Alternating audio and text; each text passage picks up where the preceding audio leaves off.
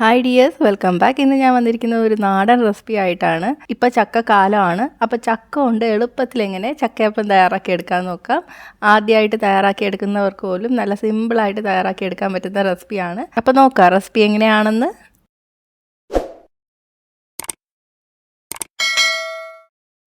അപ്പോൾ ഞാനിവിടെ നന്നായിട്ട് പഴുത്ത 10 ചുളകളാണ് എടുത്ത് വെച്ചിരിക്കുന്നത്. അത്യാവശ്യം വലിപ്പമുള്ള ചുളയാണ്.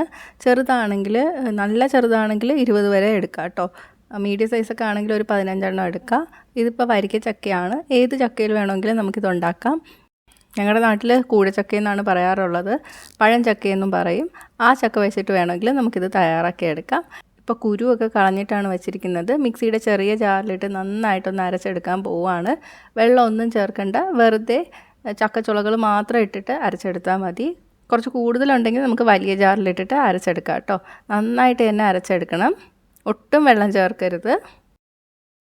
ഇനി ഞാനൊരു ബൗളിൽ വറുത്ത അരിപ്പൊടി എടുത്ത് വെച്ചിട്ടുണ്ട്. ഇതിപ്പോൾ 1 കപ്പ് അരിപ്പൊടിയാണ് എടുത്തിരിക്കുന്നത്. ഇതിലോട്ട് നമ്മൾ അരച്ച് വെച്ചിരിക്കുന്ന ചക്ക ചേർത്ത് കൊടുക്കാം. ചെറുതായിട്ട് ചെറിയ കഷ്ണങ്ങൾ കിടക്കുന്നെങ്കിൽ കുഴപ്പമില്ല കേട്ടോ, അധികം കിടക്കാൻ പാടില്ല. ഒന്ന് മിക്സ് ചെയ്ത് കൊടുക്കാം. ഇനി ഇതിലോട്ട് ശർക്കര പാനിയാണ് ഒഴിച്ചു കൊടുക്കേണ്ടത്. നമ്മൾ 1 കപ്പ് അരിയാണ് എടുത്തിരിക്കുന്നത്. 1 കപ്പ് 240 ml ആണ്.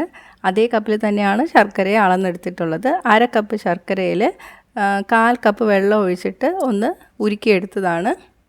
ഉരുക്കി അരിച്ചെടുത്തതാണ് കേട്ടോ. ചൂടോട് തന്നെ നമ്മൾ ഇതിലോട്ട് ചേർത്ത് കൊടുക്കണം. എന്നിട്ട് നന്നായിട്ട് മിക്സ് ചെയ്ത് കൊടുക്കുക. അപ്പോൾ നിങ്ങൾ മിക്സ് ചെയ്ത് എടുക്കുമ്പോൾ മാവ് കുറവാണെന്ന് തോന്നിയാൽ കുറച്ചിട്ട് കൊടുക്കുക കേട്ടോ. നല്ല കട്ടിയും ആയി പോവരുത്, വെള്ളം പോലെ ആയി പോവരുത്.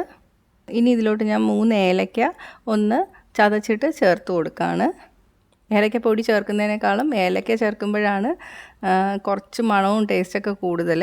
ഇത് റെഡി ആയിട്ടുണ്ട്. ഇനി ഞാനിവിടെ ഒന്ന് വാഴയില കീറി വെച്ചിട്ടുണ്ട്. ഇതിലോട്ട് കുറച്ച് നെയ്യ് തടവി കൊടുക്കുകയാണ്. എന്നിട്ട് നമ്മൾ മാവ് ഇതുപോലൊന്ന് തവി വെച്ച് പരത്തി കൊടുക്കുക. ഇതുപോലെ കുറച്ച് ലൂസായിട്ടിരുന്നാൽ മാത്രമേ നമുക്കിങ്ങനെ പരത്തിയെടുക്കാൻ പറ്റുള്ളൂ കേട്ടോ. ഇതിൻ്റെ പകുതി ഭാഗത്ത് ഞാൻ കുറച്ച് തേങ്ങ ഇട്ട് കൊടുക്കുകയാണ്. ഇത് ഓപ്ഷണലാണ്, വേണമെങ്കിൽ മാത്രം ഇട്ടാൽ മതി കേട്ടോ. എന്നിട്ട് ഇതുപോലെ മടക്കി കൊടുത്തു. ഇതുപോലെ തന്നെ എല്ലാം ചെയ്തെടുക്കാം. അപ്പോൾ എല്ലാം ചെയ്ത് വെച്ചിട്ടുണ്ട്. ഇത് 4 ഉണ്ട്. ഇനി നമുക്കിത് ആവിയിൽ വേവിച്ചെടുക്കണം. അതിന് വേണ്ടിയിട്ട് ഇഡ്ഡലി പാത്രം വെച്ച് കൊടുക്കുക. വെള്ളം തിളച്ച് വരുമ്പോഴേക്ക് നമുക്ക് ഓരോന്നായിട്ട് ഇതുപോലെ വെച്ച് കൊടുക്കാം.